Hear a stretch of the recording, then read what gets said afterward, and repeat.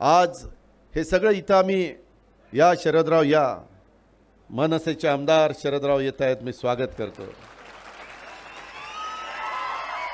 माझ्या तालुक्यामध्ये कुणी आलं तर मी पहिला आमदार हजर असतो, मी सगळ्यांचं स्वागत करतो। इथं उलटच आहे, आम्ही हजर राहायचं मग शरदरावांनी यायचं। आता नावातच शरद असल्यावर काय बोलणार काय।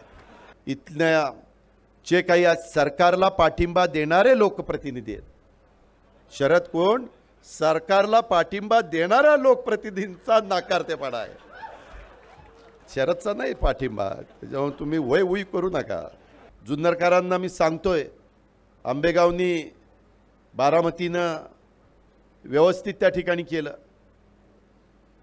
भुजबळ साहेबांच्याकडे पण व्यवस्थित झालं, पण इथं आमचे शरदराव निवडून आले। शरदरावांचं माझं चांगलं जमतंय, पण आता ते कुठपर्यंत जमणार आहे कोणाला माहिती।